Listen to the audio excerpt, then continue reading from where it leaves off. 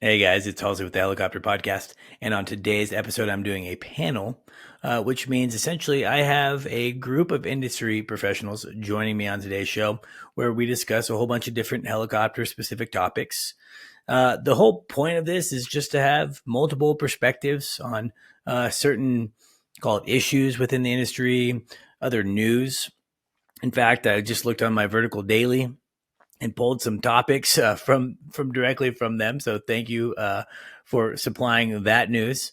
In fact, one of the news articles that dropped on Friday was preliminary review of the Chinook accident that happened with Rotac helicopters, and so we kind of dive into that. Obviously, awful anytime an accident occurs within the industry, and this is a good opportunity for industry people to talk about it. So sit back, relax, and enjoy today's panel interview.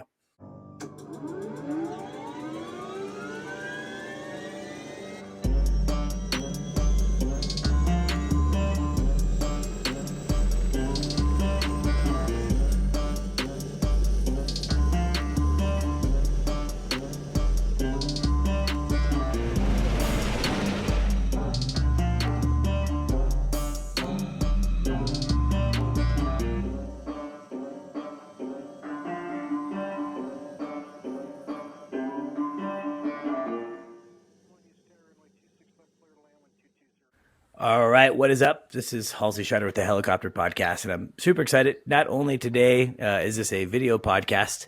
If you've been a listener from day one, you might have recalled that I think our first 10, 11 episodes were actually video. And then we kind of went to an audio only, and now we're trying to bring back video. So I'm excited to be doing video. And I'm also ultra excited because today I'm doing a panel interview with a group of not just industry professionals, but industry friends of mine. And we are excited to kind of discuss helicopter specific topics with industry professionals. So I'd like to go around the room here, do a quick introduction with everyone, and then we'll just jump right into it. I am hoping to do panel interviews once every month, maybe once every 2 months, and we'll kind of have a rotating panel. So if you are interested in being a member on our panel, please contact us. You can get us on Facebook or Instagram at the Helicopter Podcast. And please make sure that you continue to like our podcast and follow us on social media. So first introduction is my good buddy Marcus Vogel, joining us from Ontario, Canada. Marcus, what's happening? What's going on? Happy to be on today. Yeah, appreciate you coming on. Marcus, just if you wouldn't mind, you've actually been a guest. In fact, everyone on the panel today has been a guest, but just give a little quick snapshot of what you're currently doing, what your role is, and some of the cool things that you're doing with Big Blue Air. Yeah, so I'm chief pilot for Big Blue Air and operations manager. We're basically a corporate VIP charter company that does tours as well out of the Collingwood Airport, which is just north of Toronto in Ontario. We fly the R66 and the EC-130, and we're in the busy part of our season now, so luckily I was able to get on today, but yeah, going flying right after this. Awesome. Well, I really appreciate you taking the time. For our listeners, if you haven't been to Collingwood, I highly suggest it. I hung out with Marcus and his wife, Annie, like a year ago up in Collingwood. Super awesome spot. I imagine a beautiful place to fly, so I'm pretty jealous. Also joining us today with a non-pilot perspective, more the maintenance side of the house, is Mike Underwood of SVT Aviation Maintenance. Mike, what's happening? Hey, Aldi. Not much. Still grinding. Thanks for having me on. Yeah, appreciate you coming on. And Mike, would you mind just doing the same? Give a quick 30-second overview of SVT and what you guys are all about. Yeah, sure. So, been a mechanic for going on 18 years now. Started this thing up about 10 years ago as a side gig, and now we've got a full-fledged Robinson service center. Had about 60 clients that rotate in and out, and primarily focus on the R44 and the R66. Awesome. Well, Mike, thanks so much for joining us. And Mike, make sure you're not twizzling that chair too much because it is a little bit creaky. Trying. Stand still. Needs a little oil. Needs a little oil. I guess you're good at working on helicopters, but not so good at working on your own chair. Also joining us is Ian Swett Ian Swett is a friend of mine that I actually met at Maverick Helicopters when I was flying tours, air medical guy, and now actually most recently a full-time member of my Helicopter team as our Helicopter sales manager. So I'm super excited. Ian, what's happening? Hey, what's up, Halsey? Good to be here. Yeah, Yeah, exciting stuff in the works. yeah, very exciting. We could probably have a full podcast on kind of your decision on kind of exiting full time flying and moving into the sales realm. But kind of the cool thing with Helicopter is you'll still be able to get some pretty neat flying opportunities, Yeah, including exactly. EC 135 ferry here soon. So we're excited to have Ian on. And our last member of the panel is Zack Robinson, no relation to Robinson Helicopter. Have you done DNA tests? Because you could be entitled to large sums of money, Zack. Yeah, I'm still due to do the Ancestry.com or 23andMe. I'm sure it connects somewhere back there, but Yeah, I still mean, need to do that. you might have like some family stock options with Robinson Helicopters. I would probably take a look at that.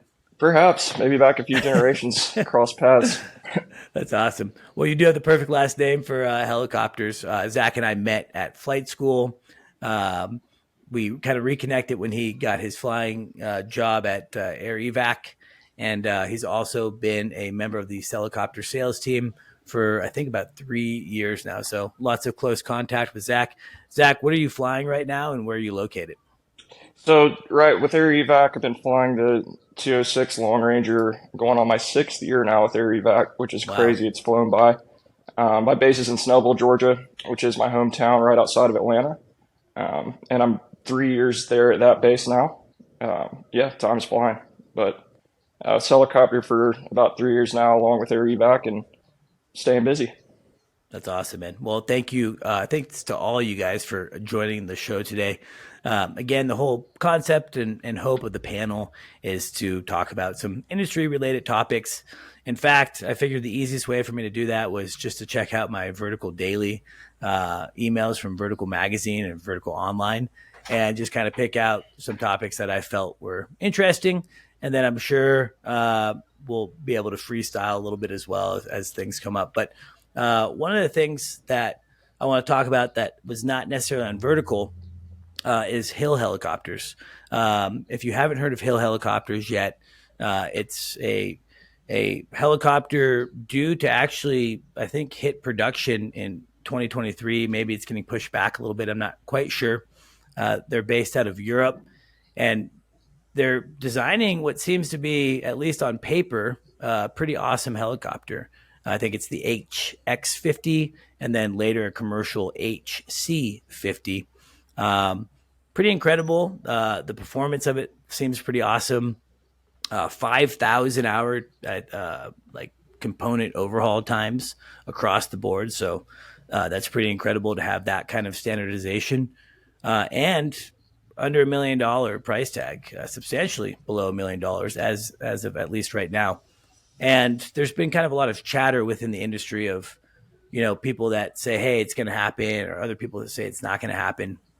Checking their website this morning, it looks like about over 600 people have placed deposits already.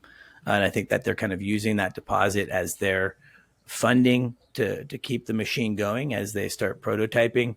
And it does actually look like they are now starting to construct a helicopter. Marcus, I know that you and I had talked previously about the Hill helicopter. And so I was just kind of curious of what you've heard, what your stance is, and what you think about this whole thing, really. Yeah, I mean, I'm really hopeful it does happen. If they can produce what they've put on paper, uh, it's really going to change up the OEMs, how they look at developing their aircraft and what they're able to do with new technology. I was on there. They do this monthly Ask Me Anything kind of similar to what we're doing right now. They do a little hosting with the main guy. It's Jason Hill, I believe, and a couple other guys, and they Yeah. just go through the list of all the questions that people have. And the last one was last week, I believe. I think there are over 700 deposits now on, I don't know if that's private and the commercial one included. So that's a lot of aircraft if they're able to do it. They're proposing the way they're going to do it is, like a car manufacturing factory. It moves down the assembly line quickly. He said that they'll be able to do, I think, the first year 250 aircraft once they're in full production mode. So, A bit of technical difficulties with Marcus, but I again, think what he was going at is like, yeah, they're creating almost kind of like a Ford style assembly line, and something else they're doing is sounds like they're actually constructing and fabricating most of their parts and components. So their initial investment is going to be pretty high to be doing that. But then once the machine is going, they're not going to have to rely on any type of third party uh, vendors, where they might have to buy Bell might have to buy a bolt for $150, whereas maybe if they were to produce it in house, it would only be $15. Marcus, I think we lost you there for a sec. Are you back on? I'm back. I heard you guys the whole time. Yeah, like you were saying, they're moving ahead, and it seems to be at a pretty, not rapid, crazy pace, but they're producing new stuff every month and showing people what they're doing, and they've got wheels for the turbine and the pretty much the whole fuselage assembled that they're showing everyone now. So it's gonna change the way we buy and sell and operate these aircraft if they're able to do it at a cost they're saying they're going to do it at.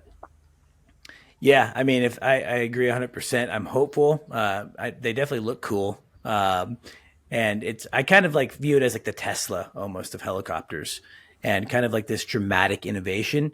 And I think it's so dramatic that that's kind of what's given it some of the polarization. I know that there's a lot of people out there that are skeptical. Their certification process it sounds like they're going to be fully certifying the aircraft for EASA and for FAA. However, it's going to be under like a home built category airworthiness certificate. So essentially, if you purchase one of these aircraft, you actually go to the factory and help finish building your own aircraft. Because I guess you have to do like 51% of the work to have that home built category and class airworthiness certificate. So definitely interesting. Anyone else on the panel heard about the Hill and have any thoughts on it? But one thing that I noticed on it, just reading a little bit, was they advertised I think it was a 700 nautical mile range for the thing, which that would be, that would be a game changer, I think. Halsey, you and I just recently were looking for a customer that wanted some range on a helicopter, and he only wants to go 305 miles, and it was tough to find an aircraft that would do that with the reserve that he needed. So something that could go 700 miles, I mean, that would outperform most aircraft, or at least light aircraft on the market right now. Well, yeah, especially on the helicopter side. I mean, when you and I were kind of going through that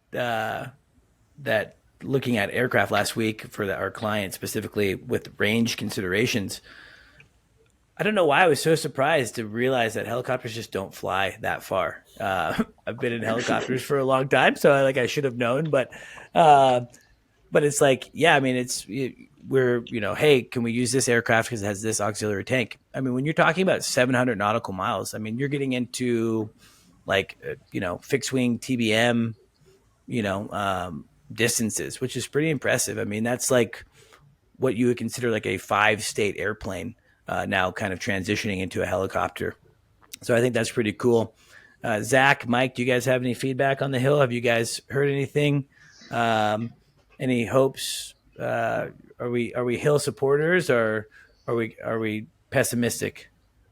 Yeah, like Marcus said, I'm also very hopeful to see it come true. I think the people's first reaction to a lot of these things is that it sounds too good to be true, with a price tag around $650,000, and that leads to some of the skepticism. But like Marcus said, they're able to kind of revolutionize that assembly line style production, and get these things out to all the people that put deposits down.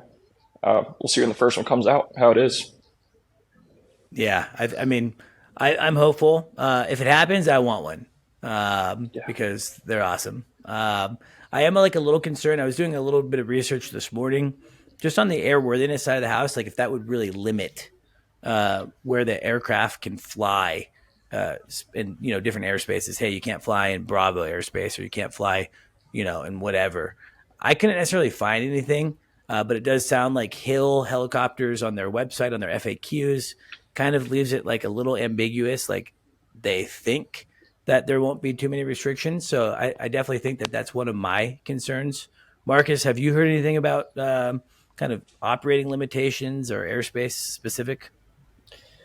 I haven't heard anything on that side. I think it's essentially going to be considered a home built aircraft is what that's going to fall under, or an experimental category to start with the HX50. Once the C comes in, that'll be a fully certified aircraft, and that I don't think there'll be any issues. But they've also said very openly that the difference between the HX and the HC is no difference. It's just going to be a matter of certification and time and money. So I think where there might be an issue is if it's a privately built aircraft is the resale side of things and transferring them back and forth, because that can, depending on the maintenance, who's maintaining it, what's going on there, that might add a bit more of a challenge down the road. But if you're going to fly it and keep it for 5,000 hours, it's not going to be an issue either. Yeah, totally. I'm sure, if it does hit production, which again, I'm hopeful that it does, it's going to be a beta aircraft, right? It's going to be, they're going to have to probably work out all sorts of different little nuances, including, like you just said, resale. What does it look like to resell these things? Is there legality involved that maybe we're not even thinking about yet? So I'm optimistic, but definitely, a little bit concerned. I do have to say, again, looking on their website this morning, they're very open. It's the deposit is a non-refundable deposit. Essentially, they're selling this dream of this new helicopter, this new technology. And if you want to be a part of that dream and get the best possible pricing, then you can be an early adapter and place that deposit now. And I personally know individuals that have placed, deposits for 4 or 5 aircraft, and I saw around 600 plus deposits, but I think Marcus, you said recently over 700 orders. So, that's pretty impressive. I definitely feel like Robinson helicopters would have to be feeling some pressure right now. I feel like Robinson is definitely within that same price point. And if the Hill is everything that it says it's going to be, then I feel like it could really dramatically alter Robinson and how popular they are. The R-44 specifically has been kind of like, I think, the number one sold civil helicopter. It has such great use for private owners. The Hill, I really feel like it could knock that out. So definitely curious. I think the industry is going to continue to change. And one of those changes is also unrelated to Hill, but it's kind of in the drone world. Ian and I actually got to go to, I think, was it Burlington, Vermont, Ian? Yeah, it was Burlington. Yeah, so we went to Burlington, Vermont about a year ago. We checked out, Ian calls me. It's kind of a funny story because he's like, yeah, I set up this meet and greet with this company, and they're making this eVTOL, this aircraft that takes off like a helicopter, lands like a helicopter, but then transitions to fixed wing forward flight. And I don't know why, I just had I'm not really in the eVTOL space, so I had never heard of them or researched it. But I just thought we were going to show up to this podunk hangar in Vermont, and there's going to be this crazy prototype. And man, it was completely opposite. Ian, why don't you set the stage a little bit of just going to Beta Air Technologies? Yeah, picture, I guess, something like Stark Laboratories, if everybody can picture that from the Avengers. You show up and they have a room for every piece of this aircraft, and every room is just it's this new kind of trendy, startup look. Everything is very comfortable and motivating looking, and they're kind of doing all these tests and things on every different part of the aircraft. They have a hangar full of all kinds of aircraft. They have their own flight school in-house, flight instructors in-house. Every employee there, I think it was something like 350 employees. I may be wrong there. I don't remember the exact number, but they had a good handful of employees, and they provide flight training to every one of the employees. No matter what you do there, you have the opportunity to go learn to fly an aircraft because they want you to understand what they do in aviation and aerodynamics and all that. And then once you have your rating on the clock while you're working, you can take a break. You can go sign out one of the aircraft in the hangar and you can go fly it. And then in the back of the hangar, they have this kind of, their prototype there that is, it has wings like an airplane. It has 4 electric motors, almost like some kind of drone. and then it has a push prop on the back, and yeah, it looks like something almost out of a sci-fi movie, like a spaceship. It's pretty incredible, and they had a whole full-scale simulator built for it, and it just kind of kept going. I think we went upstairs. They have all their offices, and they had a Michelin star chef that made lunch for them every day. Yeah, it was a really, really cool facility. You can't even describe it to you. You have to see it firsthand to even believe it. Yeah, no, it was super cool. The whole experience was awesome. Obviously, it's a manned platform, and they're doing testing right now. It's the machine flies. Again, not without a human, but I mean, Ian and I both flew the simulator. It's probably very close to not needing a human. I feel like my wife, who doesn't have any helicopter experience or flying experience, could get in that thing and fly it. I mean, it's like, it was super easy. And again, they're in testing. It's legitimately flying. So that was kind of really cool to see. And on the drone side of the house, I read an article on Vertical Daily recently that Pearland, which is, I think, close to you, right, Mike? Right outside of Houston. Yep. You have some clients there in Pearland. That their police department has now gone to drones for law enforcement search and just law enforcement uses, and essentially they're not using helicopters anymore. And, from my pilot perspective, that kind of freaks me out. I'm just kind of curious of what you guys feel about drones. Are we 10 years away from, drones kind of taking over everything? Are we 50 years? I have some thoughts, but I'm kind of curious to hear some of your thoughts as well. I mean, my first thought with that was just, it's getting harder and harder to be a bad guy, right? You got a drone chasing you down with a camera on it versus the helicopter. They can launch those a lot quicker and easier. I don't know I think the ones, it wasn't, they actually were the first one to get certified to do it out of line of sight too, correct? I think that, and they're still being controlled by a human, obviously. So there's still some employment for us in the future once they, zone out the helicopters, if that ever happens. But I think there's always going to be a use for the pilots in one way or another. Yeah, I mean, I hope so. I guess my big thought is just that obviously drones are incredible. The technology within these drones have exponentially gotten way better and really cool. Just in this last 5 to 10 years, probably 5 years, really. I mean, you can go and pick up a personal drone for under $1,000, and the capabilities of that drone are incredible. So I definitely feel like we're trending in a trajectory where drones could take over the world for the helicopter side. But I think that there's a lot of logistics involved. First and foremost, airspace.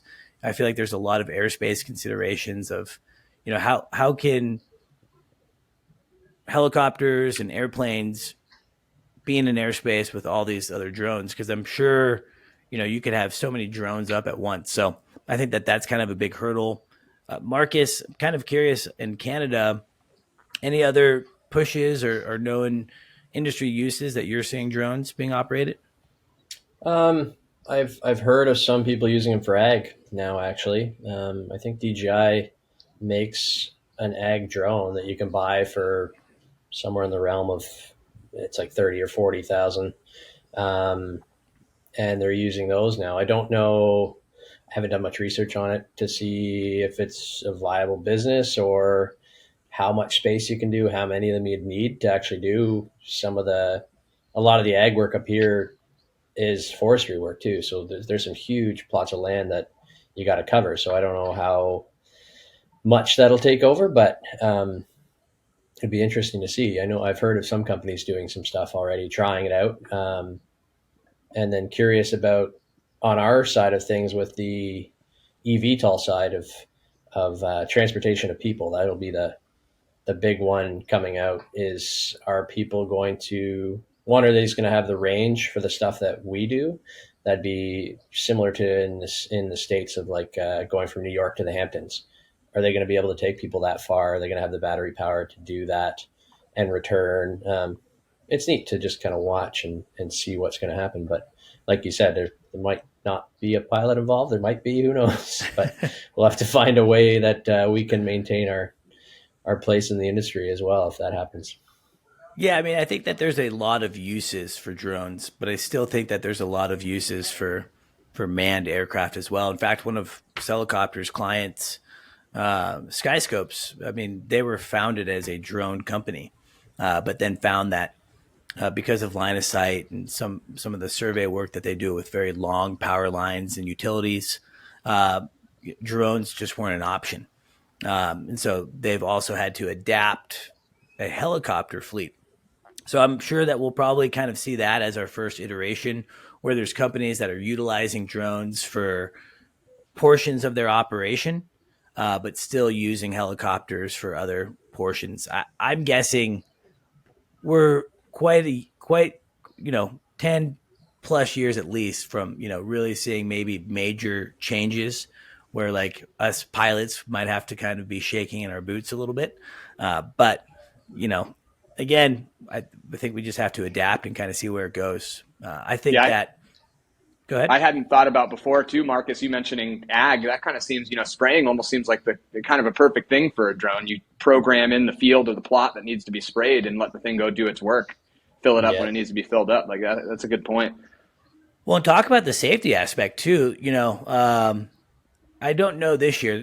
Active right now is the active ag season. I haven't really heard of a ton of accidents yet, but I know even just a couple seasons ago, I think there were 6 or 7 helicopter accidents flying ag, including a good buddy of mine that had a wire strike. Thank God he survived. But I do actually love the idea of putting drones in these other missions that are kind of historically dangerous.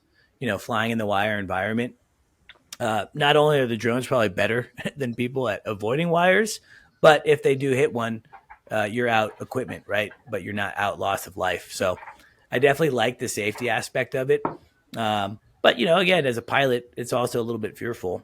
I do think Yeah. that obviously there's always going to be a private sector for flying helicopters. I think we can all agree that that feeling of flying a helicopter. Well, Mike doesn't know because he's not a pilot, but the rest of us understand that flying the aircraft is kind of a magical thing. So, Mike, any of your clients have any cool drones, or you see anything there in Texas? With respect to what you guys are talking about, no, not yet. There's a lot of talk about it though, using the drones for spraying, things of that nature. Yeah, I actually have, sorry.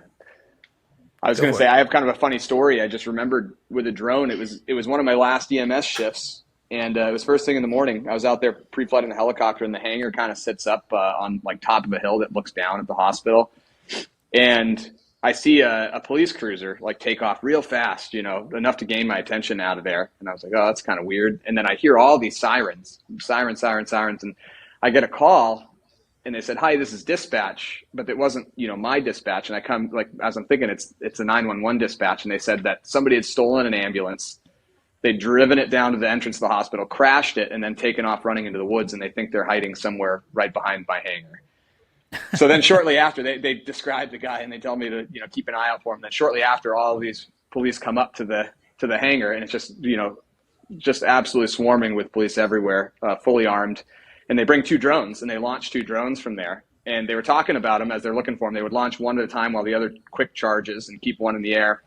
And they said the majority of the cost of the drone, it's a little drone. It's probably like 2.5 feet by 2.5 feet, and the majority of the cost was the camera, because they could pick up the heat signature and all that, and it could zoom in like a FLIR. And I don't know who made it, but yeah, they're looking around for this guy for 30, 40 minutes. And they actually asked us if we could lift off and go help look, but that got shot down by our managers immediately. They didn't want the risk involved. But yeah, they ended up catching the guy, like 40 yards away. He came out of the woods, and they arrested him and took him away. It's kind of an exciting morning. Was Yeah. it the drone that actually located them? I don't think so. I don't remember finding him on the drone. We just kind of heard some shouting like right around the corner. He was hiding over where there's a little like pre-built kind of home. I don't know if it's what their security uses or whatever, but he was over there, and they kind of found him. I don't know if it was with a dog or a person or what. That's pretty cool. Yeah, that's one way to start your morning. There's a guy that just stole an ambulance.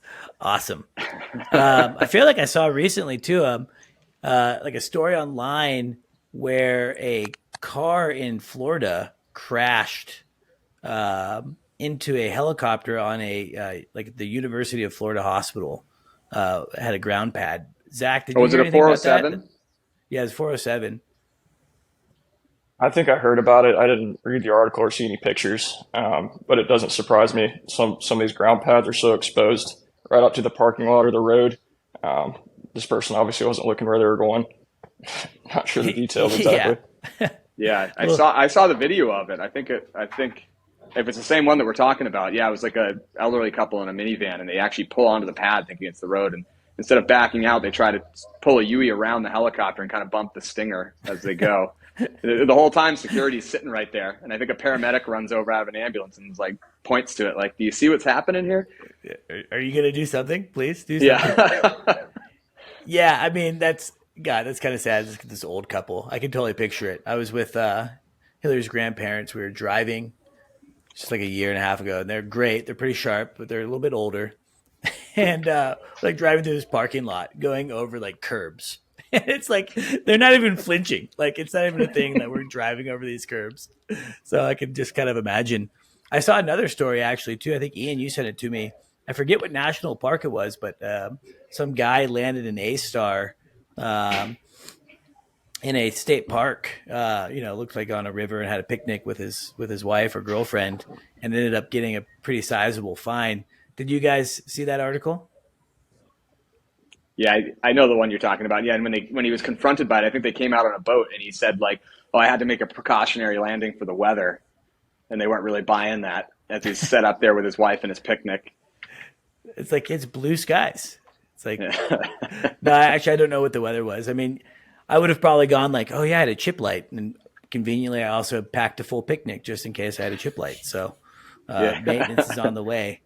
Marcus, I know up in Canada, there's probably a lot of really cool off airport opportunities. Do you guys have to be, down here in the States, we have wildlife sanctuaries. And I always thought the wildlife sanctuaries were kind of like, they're not really enforced. And one day for weather, actually, I did have to descend pretty low, probably 500 feet or so AGL. Uh, and I got a call that I had, essentially flown too low within the sanctuary. And I explained the weather, and they were cool with it. But I mean, they actually take it really seriously. What's it like up there in Canada?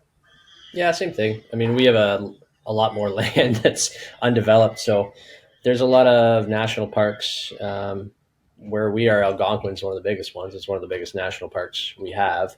So there's minimum altitudes to fly over, and you can't land there without permission. And lots of people would want to. I was flying over a couple of weeks ago, and you're just, as a helicopter pilot, always looking for those adventurous places to go. And there was tons of spots. And then when I was looking, like, oh yeah, I'm over the park, I can't go down there. So, but there's also it's interesting because there's no boundary line on the ground. You have no clue. It's strictly on your map. So you got to pay attention around here as well. Plus, there's all the provincial parks and everything around the area. It's very similar. Stay out of those protected areas. But once you go north of where we are, there's also a lot of crown land, which is kind of just fair game, which can make it fun. There's lots of spots to go and go fishing, or if you want to go for that picnic, go for it. Yeah, totally. I mean, same with Oregon, where I learned up in Hillsboro. Zach as well can attest. I mean, the West Practice area, right, Zach? Just off airport galore, and so many cool spots where, I think it's all government land. It's not sanctuary or anything, where you can go out land. We never really shut down or did any fun adventures, because it was flight training. But definitely one of the cool parts of, flying helicopters is be able to go out and do a little picnic. Marcus, I am also curious a little bit because I want to talk a little bit of air medical, specifically helicopter air medical, of course. And I know that Canada is a little bit different. I know that you're not in the air medical world, but I heard recently that it's like all twin engine helicopters, two pilot crew, and no night operations. Am I making that up, or is there truth to that? You're half right. There's definitely night ops. It is all twins. So one of the rules in Canada commercially to operate at night, you have to have, with passengers on board, you have to have a twin engine. There are some acceptances, but mostly you got to have a twin. I'd say the major difference in Canada compared to the States is all of the provinces have their own, most of them do, have their own contract for just one air medical company. So in Ontario, we have what's called Orange, and then it's government funded. They operate 139s and PC-12s, and they cover the entire province. And they're the only ones that do any type of patient transport throughout the province. And then BC, there was an article in Vertical last week, just awarded a contract to a company they had 3 different companies, and now they're going to all one. So it's not the private sector, I guess you'd say. It's not the race to the scene to get the first helicopter there and be the first on site to do the transport, or university funded. It's all government funded, and it's just one contract, and it's a pretty good gig if you can get on with that. Yeah, I've definitely heard of Orange before, and that's pretty cool. I definitely know that one of the issues with air medical here in the States is just the cost. And I'm sure we could probably go into a whole other podcast about healthcare and how we differ in healthcare between Canada and the United States. But yeah, it's significant. And obviously there's a price for everything, right? So that money's coming from somewhere. Most likely, I'm guessing it's a government funded deal, part of your taxation. But again, that's kind of a neat, in my opinion, cool taxation because it's really kind of potentially worth it for everyone, because you just never know when you're going to have to take that air medical flight. One of the things, I flew air medical. Ian's flown air medical. Zack is currently flying air medical. One of the really challenging parts of air medical for me was the nights. I was never able to really fully switch my body from being a night sleeper to a day sleeper and, operating a helicopter in the middle of the night. And it's one of the parts of air medical that kind of put me into an early helicopter air medical retirement. I think I kind of only did it for a couple of years. Zack, since you're currently flying air medical still, and Ian as well, you're just kind of getting out of it yourself. Do you guys, I think it's kind of like, it seems like when you're in the moment and you're not able to sleep or you're feeling fatigued and all this crazy stuff is happening, you kind of feel like you're the only person that has to deal with this. And then you start talking to other air medical pilots, and it's kind of like everyone slightly feels the same. So, Zack, what are some of the things that you're doing as an air medical pilot to help keep yourself sharp during your night hitch? Yeah, as long as I've been doing it, I still don't think you can get used to it completely. There will be 3 nights in a row I sleep all night. Then the last 4 nights of the hitch, you're out all night each night. And it's completely unpredictable. You don't know when it's coming. Really just trying to sleep as much as I can during the day, and still try to get some sleep at night. I still haven't found out the secret formula to it. I don't think anybody has. But you're right. I think it affects everyone at least a little bit. It's unnatural. It's completely unnatural to wake up in the middle of the night like that repeatedly and then try to get back on a regular sleep schedule. As far as techniques go, like I said, just sleep as much during the day as I can. That's about all I can do. Yeah, it's challenging, because obviously people are going to get hurt at night. So you can't really just say, all right, well, we're not going to fly air medical missions at night. Marcus, you did say it's always a 2-pilot crew, though? Yeah, they're full. They're operating 139s or, big twin engine stuff. I think the new BC contract's going to a 169. So they're always running 2. They're running NVG. But yeah, guys that I've talked to too, that are friends of mine that work air medical, they say the night part is the hardest part of the whole job. Yeah, it's really challenging because it's just we're not nocturnal as humans. And so I don't know the answer, right? Like, I know that some bases have kind of switched up, or some companies, I think Metro, with a lot of their bases, if not all of their bases, does like only 3 nights and then the rest is 4 days. So you're limiting how many nights you're actually flying. I think that's a good start. And I'm surprised that there's actually not more accidents, because just based on my personal experience, flying a helicopter at 3 a.m, after not really sleeping for the last 3 nights and not really getting restful sleep during the day, it's like you're definitely impaired. You don't mean to be, you don't want to be, but it's just the case of the matter.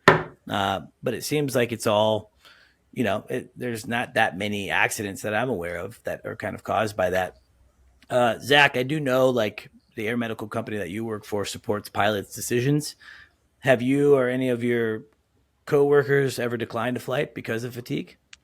Yeah, a few times. I've called crew rest a few times on a night hitch after 3 long ones. Three long flights, you're pretty, in the clear to say, look, that's enough. But even after two or even one, sometimes if it's been a long week, you want to decline, and you almost feel like you should.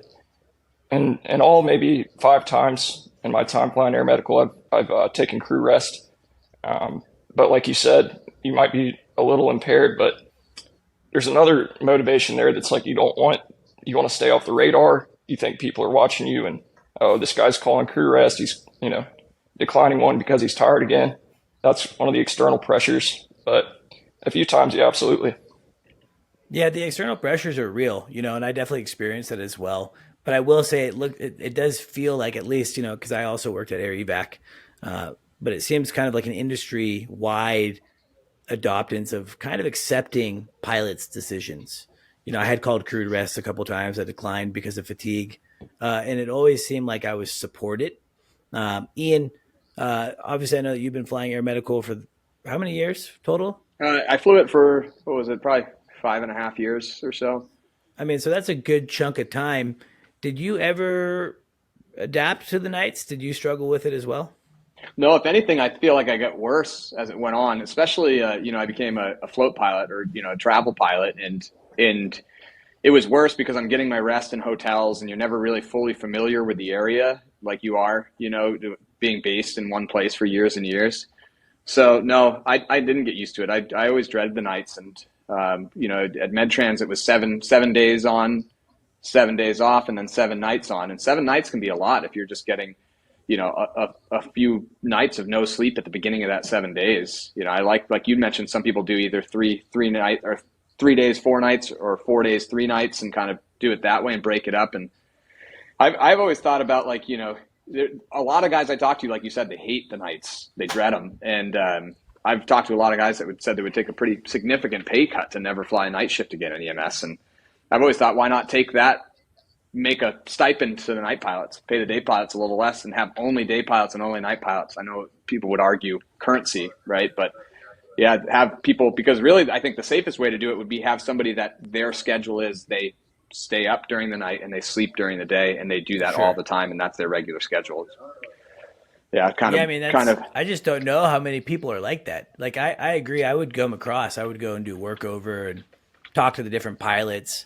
And some of the guys have been doing it for 15, 20 years, and they fully switch, and it's fine for them. Like, they sit in the air medical base on their night shift, and they're watching movies and TV, and they're wide awake. Whereas if I tried to watch that, I would just pass out on the lazy boy. Like, my body, even if I slept during the day, it's like, all right, it's nighttime, go to sleep, So I think that would be a positive way to do it. I just don't think that there's that many people that are weird like that. I just think it's a hard ask. I don't know. I like the Canadian way: twin engine, 2 pilots. At least you got 2 brains in there, even if they're both operating only at about 50% because of fatigue. It averages out, right? So, maybe Zach, you can start flying 2 pilot crew, and you're the long ranger there. We'll just have to figure out a way to get the patient's feet to not actually be where the co-pilot is. Yeah, co-pilot would be hanging off the front of the stretcher. At one of the bases I was covering at, one of my crew was doing kind of research on this whole crew rest thing, and they had, I can't remember the statistic, but it was the amount of pilots that had been surveyed that said at some point or another they were falling asleep while flying the aircraft, and the number was, scarily high. It was a majority of pilots at Fly EMS had said at one point or another they had probably fallen asleep while flying. Well, yeah, my first base, I was working the border in Texas, and so our legs were fairly long. I was in a 407, so it was a little bit quicker than the 206. But I mean, you're flying like an hour, 20 hour, 30-minute leg, getting back to base, and it's the situation that Zach was talking about, where it's your 4th night in a row where you're flying all night. And I remember like flying back, like telling my flight crew, like, hey, look, just let's keep talking, like don't, like you guys don't fall asleep because I need someone to talk to because my eyes are feeling very, very heavy up here. And autopilot's on, it's smooth. The helicopter has that kind of hum to it. It's it's kind of Rocks like you a to sleep a peaceful way little bit. to a nice way to kind of fall asleep, right? Especially if it's a cold night out and then you get in and you got the heat blasting on you. Hmm. Yeah, helicopter heat, in my opinion's never worked out. Like they can make these machines fly, but like for the 206 and the 407 specifically, with the heat like blasting on your right or left calf, I guess. Like Zach, you've probably experienced that where it's like, can't we just have like heat in the whole helicopter? Like, why does it have to Yeah. be blowing, scalding hot air on my left calf? It just doesn't really make any sense. Well, it heats up so fast that you really just need to turn it on a little bit, and then you open up the vent to get the cold air in, mixes it up, and that usually works. Yeah, see, but you shouldn't have to do that. Like the thing Yeah, flies. Like they engineered a machine that flies. Like figure out the heat, please. you'd think. It's like flying the tours. Granted, I get it with when Ian and I were and Zach too flying tours. The H-130 is like a big greenhouse. Flying in the Mojave Desert, and so I always kind of thought it was funny. Like, man, they created this amazing machine, but they can't make an air conditioning that can actually keep passengers comfortable. Again, extreme heat. It was like 120 degrees Fahrenheit. So That the T2s kept up pretty good. It was the Yeah, B4s that were T2s. really slow. yeah, I mean, yes and no. I mean, the T2s were a little bit better, but it wasn't like, look, I got a Kia Telluride, and that thing does great. Like, how can my Kia Telluride keep me so cool? And helicopter manufacturers can't make an AC. That's all. This is my argument. That's all I'm saying. Just my argument. Hey, final topic that I want to talk about. It's kind of a sad deal. Was the Rotax Chinook accident that happened this past year? Have you guys seen that video? It's the Chinook, I think, doing a water pickup with a Bambi bucket, and then kind of just starts spinning out of control. You guys see that one? Yeah, I have. Yeah. So I was reading, Vertical had posted an article on Friday with kind of a preliminary report showing that pretty significant evidence to an iPad getting lodged into the pedals and not allowing the pilot and co-pilot to obviously correct the yaw of the aircraft. Do you guys see that article? I did. I mean, that's crazy. I know at Air Evac, you fly with an EFB. I think you fly with two of them. We did when I was there. I know a lot of private owners that are flying aircraft with iPads and things like that. That's a pretty scary thing to get something lodged in there. Obviously, you guys all have extensive flying backgrounds in different parts of the industry. Have you guys ever experienced anything in flight coming, into your control surfaces that probably shouldn't be there, like an iPad? I've had a checklist fall down into the pedals a few times in the 206, and it doesn't impede the movement of the pedals at all, but it definitely like freaks you out a little bit when you see something go down there. I think if it was something as large and as clunky as an iPad that actually got the pedal stuck in a situation where you're on approach or even hovering, there's really not much you can do. Yeah. Yeah, I mean, no, I've had I've had a forced trim failure in flight in a 109 SP, which is you're just fighting the SAS at that point, and the controls are stiff. And I thought for a second it'd seize, but I can't imagine, actually having something restricting you, or a full control seizure like that. yeah, and I think it's something. I think the article said something within like 11 to 12 seconds. The Chinook had contacted the water and had the accident. So things happen fast when the aircraft starts spinning. Obviously, I mean, essentially, it's a stuck pedal at that point, right? It's just a foreign object stuck pedal. yeah, it's crazy. It's so true. It's stuck pedal is kind of that weird thing where we've all kind of been trained in stuck pedal, and I've actually always asked. I remember last time I had a Bell slot, and they came up to Hillsboro, and we were doing stuck pedal, and I asked, like, when do stuck pedals actually happen? What actually causes a stuck pedal? And sure enough, yeah. I mean, here's an example of this iPad getting lodged.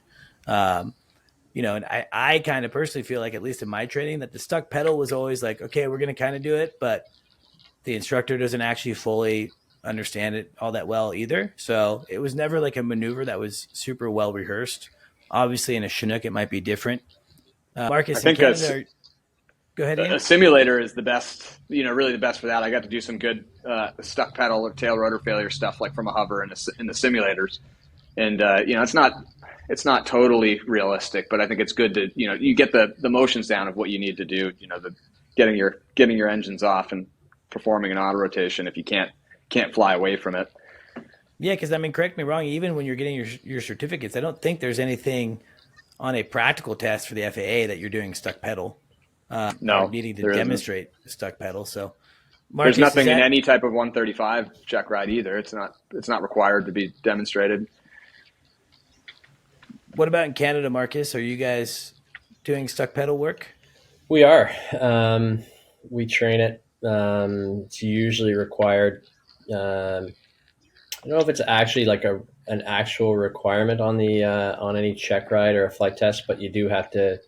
The examiner can choose to give you a stuck pedal, whether that be stuck or loss of effectiveness. So I actually just did training the other day with a good friend, Richard Lajoie, who is a former test pilot at Airbus. And he does kind of 3 or 4 different variants of stuck pedal, which is fun to do and neat to go see. One of the favorite ones is you pull into a hover about 300 feet, and then he just kicks the pedal in and you have to recover. So it's lower and nose down, get your speed back. And we're practicing it all the time. But how that works in a Chinook, I'm not familiar with the Chinook operation or the aircraft enough to know, obviously that's quite a bit different than a tail rotor and having 2 blades spinning above your head. So how you recover from that, if it's different, if it's the same recovery, or they don't have a big tail that keeps them straight when they get airspeed. So that side of that, back to the accident, I don't know how they would have resolved that or how they train for that, but I'm curious to know. Yeah, I might need to. I got a buddy of mine now. It's actually flying fire missions in the Chinook. Maybe I can get him on the podcast and kind of discuss that further because, I mean, it's a Chinook, is a completely different beast, specifically with yaw, no tail rotor, no big vertical fin that can help keep that nose straight in forward flight. So it might be a very horrible emergency to get, in the Chinook. And it's awful when something like that happens. I think it's a good reminder that if you are flying with an iPad or flying with other things, to make sure that all that stuff is secure. A lot of them are suction mounts, and that's always a little bit concerning because the suction can come off. I always, when I was teaching, kind of made it a point to my students, like, hey, let's look around the cockpit. Is there anything in the cockpit that can get under our controls or between our pedals? I think it just takes kind of that extra care. And then, of course, bad things just happen sometimes. The iPad could have just fallen out of the guy's lap, honest mistake. But it just shows that, something as simple as just having your iPad get stuck between pedals can turn into just a catastrophe. Mike, I know that a lot of your clients, utilize iPads, things like that in the Robinson side of the house. Do you have like a preferred mount that you kind of suggest to them to help kind of keep it so it's not falling off? Yeah, a lot of the guys, I think almost everyone uses an iPad, and the most popular mount seems to be the one that has the 3 suction cups on it. And it actually contours the inside of the windscreen. So, and to my knowledge, not anyone that I'm aware of has had one, fall off or fail. Your audio is a little weak there, Mike, so I'm not sure if your microphone got disconnected. But I think what you're saying is that there's a 3 suction mount. I know what you're talking about. I've seen those before. I also like, if you're able to, in the Robinson, have the pilot bar, over the pilot's legs, and then actually have the mount, directly connected there. To me, that's kind of probably the most ideal setup. But if you don't have that, then you got to rock the suction. I remember flying around South Texas in an R-44 one time, and the suction was falling off the windscreen, and the iPad was overheating. I almost crashed the helicopter because I was trying to figure out what the heck was going on with this iPad setup. So you definitely got to check yourself. It's not only can the iPads provide distraction, but obviously it can be a hazard in falling and things like that. So horrible tragedy, and hopefully a learning lesson for all of us in the industry that really got to make sure that we're keeping those controls clear. But hey, guys, I really appreciate y'all, joining for the panel today. I haven't done a panel for a long time. It's a little bit trickier, so I appreciate everyone coming on, providing your feedback. Again, I want to continue to do panels, and I'm sure I'll get better at curating them. So I appreciate y'all working with me on that today. Do you guys have any parting thoughts before we call it quits here today? Going once, going twice. Okay, nothing. Well, for our listeners out there, thank you so much for listening to the Helicopter Podcast. I believe a couple episodes ago, I was telling you about how we've now launched our own social media. Before it was kind of attached to Helicopter, my helicopter brokerage, and now we're kind of giving the Helicopter Podcast its own identity on social media, both Instagram, Facebook. So please go on, follow us. We're going to be producing not only podcast content, but hopefully some other cool content. And we're working on some other fun projects that I'm hoping to be able to announce fairly soon. And we're doing video. Set up this cool little studio coming at you live from Redmond, Oregon in my house. So stoked to be doing video podcasts. So these will go up on at least YouTube, and I'm sure some others. So I will share locations for video once we kind of nail that down. So again, I appreciate you all listening to the podcast. Marcus, Mike, Ian, and Zach, thank you guys so much for joining, and we'll catch you guys on the next Helicopter Podcast. See you guys.